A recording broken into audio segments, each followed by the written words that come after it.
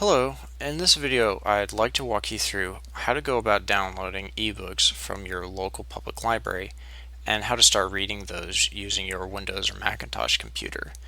Now, in this example I'm using the Greater Phoenix Digital Library, but your community is probably using a website that's very similar because they're using Overdrive as an ebook provider. All I'm going to need in order to accomplish this is my local public library card number and the software that I'm going to get through the website. So I'm going to go browsing for a book that I want to read. I know that I want to read a thriller. On this page there are a lot of choices, but not all of them are necessarily available. If we pick one, well, we see that there are 2 copies in the system and that neither of them are available. They're both checked out and 3 people are on the waiting list. I can place a hold, and when it comes my turn, I'll get an email to come back and download the ebook. For now, I really want to get my hands on something. I'm going to use this Available Now tab and find a book that I'd like to read.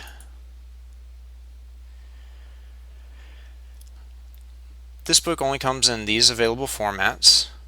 Now, I know that this will work with my Windows PC using the software I'm about to download, but if you're wondering whether it will work for your device that you're trying to install it on, you can go down to the Help page at the bottom and look at the Device Resource Center. Back to my book, I'm just going to click on Borrow,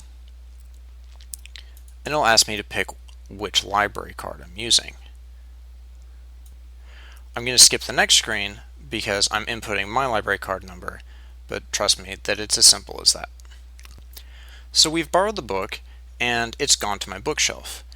If you're familiar with online shopping, this would be like adding it to your cart, and I still need to go check out.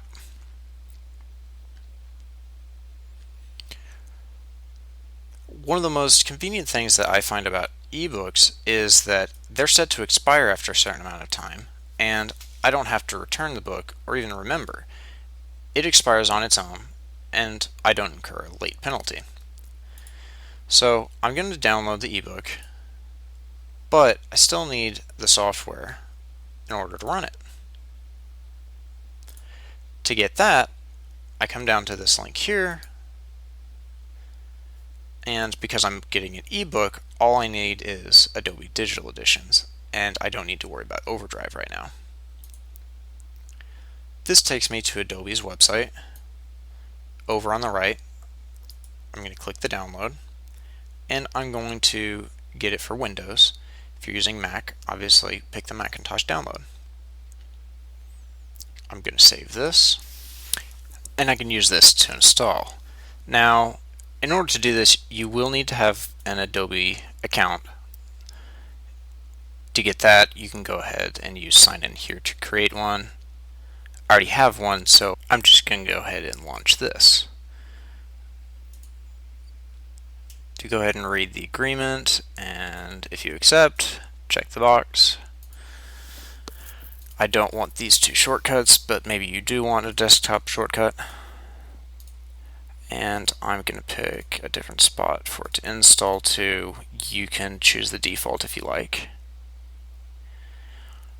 Alright, that finished, and down here it's brought up my Adobe Digital Editions program. You may like to read this getting started, but I'm going to remove it. And here's my book. All I need to do is double click, and I can begin reading. If you have any questions, please go ahead and leave them in the comments, and I will do my best to address them. Good luck.